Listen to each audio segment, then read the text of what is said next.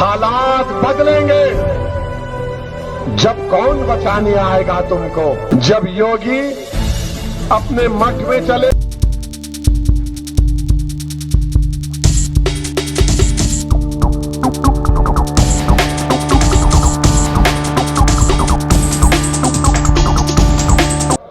नौजवानों की में बेरोजगारी का इजाफा हो गया। जो 20 और 24 साल के बच्चे, उनकी बेरोजगारी में इजाफा हो गया।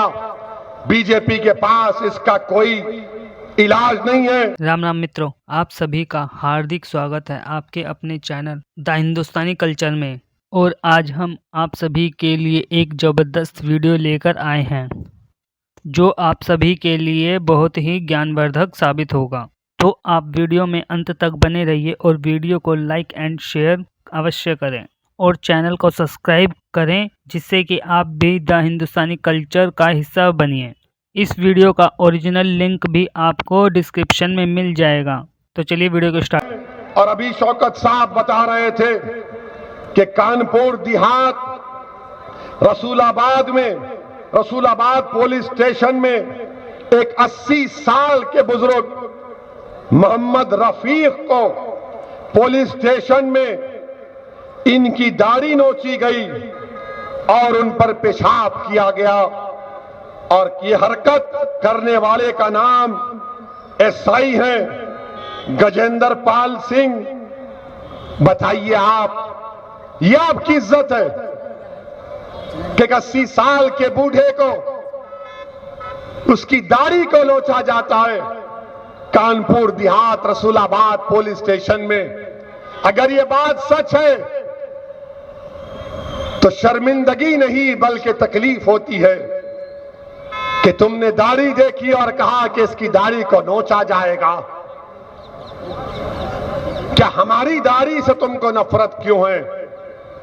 80 साल के बूढ़े से तुम ये हरकत करते हो।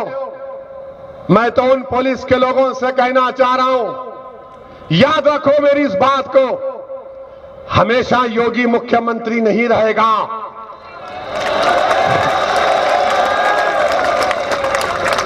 हमेशा मोदी प्रधानमंत्री नहीं रहेगा। और हम मुसलमान वक्त के एतबार से खामोश जरूर हैं, मगर याद रखो हम तुम्हारे जुल्म को भूलने वाले नहीं हैं। हम तुम्हारे जुल्म को याद रखेंगे। अल्लाह अपनी ताकत के जरिए तुमको निस्तो नाबूद करेगा इंशाअल्लाह ताला। और हम याद रखेंगे, हालात बदलेंगे। जब कौन बचाने आएगा तुमको? जब योगी अपने मठ में चले जाएंगे, मोदी पहाड़ों में चले जाएंगे, हो सकता है या कहीं पर जाकर रहेंगे। जब कौन आएगा हम नहीं भूलेंगे। याद रखो, हम वो भी नहीं भूलेंगे कि एक मुसलमान ऑटो रिक्शा ड्राइवर को एक दंगाई बजरंग दल जो भी थे उसको मार रहे थे। वो बच्ची अपने बाप को बचाने की कोशिश कर रही थी। यही कानपुर में हुआ था ना। हम याद रखेंगे, वो बच्ची उस बाप की बेटी नहीं, मेरी बेटी है। मैं उसकी तकलीफ को नहीं भूलने दूंगा इंशाअल्लाह ताला। हम याद रखेंगे इन चीजों को। और आप अगर समझ रहे हैं कि लट लेके मारेंगे, टीवी पर दुनिया ने देखा कि बाप है, गोद में मासूम सा बच्चा है और पुलिस के थानेदार लट से मार रहे हैं। बाप कह रहा है बच्चे को लगेगी, बच्चे को लगेगी।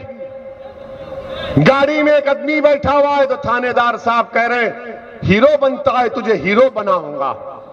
अरे तुम आज अपने वर्दी की ताकत पर जिसको डरा रहे हो कि हीरो बनेगा, कल तुम जीरो बनोगे इंशाअल्लाह ताला। तुम जीरो बनोगे इंशाअल्लाह ताला। जिंदगी का कोई भरोसा नहीं है। बड़े बड़े लोग उड़ जाते हैं। मौत आएगी इंशाअल्लाह ताला, मुझे भी आएगी, मगर मैं वादा कर रहा हूं कि अल्लाह जिंदगी की जितनी मोहलत दिया मैं अपनी जिंदगी के एक एक लम्हे को मजलूमों के इंसाफ के लिए, मुसलमानों के हक के लिए और जालिमों से पंजा आजमाई करने के लिए उस वक्त को लगाऊंगा जब तक अल्लाह जिंदा रखेगा। असदुद्दीन अवैसी उत्तर प्रदेश नहीं, भारत के कोने कोने में जाता रहेगा। देखिए, ऐसा है कि ये सब बातें तो वो आदतन बोलते हैं, फितरतन बोलते हैं, शरारतन बोलते हैं। नाम असदुद्दीन हो या अकबरुद्दीन हो, दिल का भाव तो वही रहता है। ये तो उसी पार्टी के हैं ना। 15 मिनट पुलिस हटा लो, 20 करोड़ बदाम 100 करोड़ और अनेक प्रकार की निंदनीय, भर्त्सना योग्य, भद्दी बातें करके जो वो करने का प्रयास कर रहे हैं, मेरे विचार से मैं कहना चाहूंगा कि जो बाकी पार्टियां हैं ना, समाजवादी पार्टी और ये सब, उनपे तो जिन्ना का साया है और इनमें तो जिन्ना की रूह है। क्योंकि जो वो बात कह रहे हैं ना, 16 अगस्त 1946 को यही तो डायरेक्ट एक्शन की कॉल दी थी, तो ये वही कहना चाह रहे हैं। वाले नहीं हैं जो कहते हैं ना हम ये कर देंगे, वो कर देंगे, नस्लें खत्म कर देंगे। तो मैं कह दूंगा वैसी हसरतों की नाकामी अपने दिल में लिए तमाम नस्लें चली गईं, क्योंकि हमारे लिए कहा गया है कुछ बात है कि हस्ती मिटती नहीं हमारी, सदियों रहा है दुश्मन दौरे जहां हमारा, यूनान मिस्र रोमा सब मिट गए जहां से, बाकी अभी तलक है नामो निशा हमारा।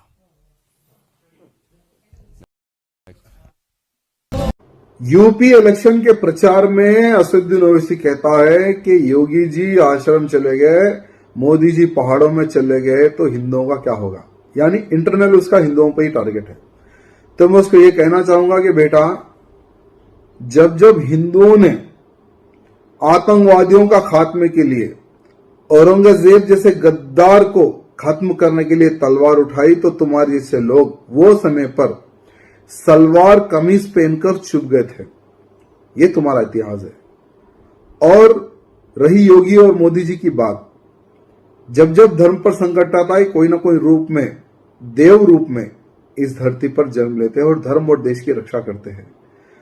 तो ये बात भूल जा कि कौन आएगा। हमारे पास बहुत बड़ी लाइन है। योगी जी के बाद, मोदी जी के बाद, अमित शाह जी के बाद हमारे पास बहुत लंबी लंबी लाइन है, क्योंकि हमारा लक्ष्य है अखंड हिंदू राष्ट्र का। और अखंड हिंदू राष्ट्र के लिए फिर से एक बार छत्रपति शिवाजी महाराज भी पैदा होंगे, महाराणा प्रताप भी इस धरती पर पैदा होंगे, लेकिन तेरे जैसे गद्दार इस धरती पे नहीं रहेंगे। ये बात ध्यान रखना और सोच समझ के बात करना असदुद्दीन ओवैसी, क्योंकि आज का हिंदू जागा हुआ है, सोया हुआ हिंदू नहीं है। धर्म संसद के विषय के ऊपर आप धर्म संसद वालों से पूछेंगे। हम किसी भी प्रकार के न कोई सांप्रदायिक विषय के ऊपर बोलता, हम तो संपूर्ण समाज को साथ में लेने की बात करते हैं। और धर्म का विषय तो आप हमसे क्यों पूछ रहे हैं साहब? यह देश तो धर्म प्राण देश है। बताइए, सर्वोच्च न्यायालय के एम्बलम पे क्या लिखा है? यतो धर्मस ततो जया। ये लोकसभा के स्पीकर की चेयर पे क्या लिखा है? धर्म चक्र प्रवर्तनाय। भारत के राष्ट्रीय ध्वज पे जो अशोक का चक्र है वो क्या है? आशा हमारे मन में स्पष्ट है, बाकी किसी के मन में कोई संदेह हो तो उनसे पूछ सकते हैं। इस विषय पे जो भी सरकारी विभाग हैं वो अपने अनुसार कार्य करते हैं।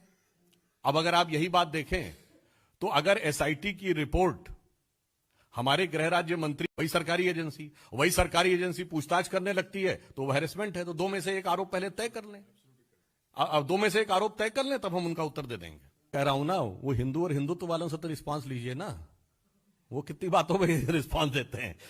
इसीलिए मैं कहना चाहता हूं, उनको तो बड़ी विराट बुद्धि है ना। अच्छा, वैसे आपको ध्यान हो, कुछ साल पहले उन्होंने कहा था कि वो आरएसएस को समझने के लिए अब वेद पुराण उपनिषद और गीता पढ़ेंगे। तो लगता अभी वो थोड़ा ही बहुत पढ़ पाए, इसीलिए कुछ हिंदू तो ज्यादा करने लगे हैं ना। तो अभी वो प्रारंभिक शिक्षा दीक्षा में है, अभी और आगे बढ़ेंगे तो शायद उनको कुछ समझ में आए।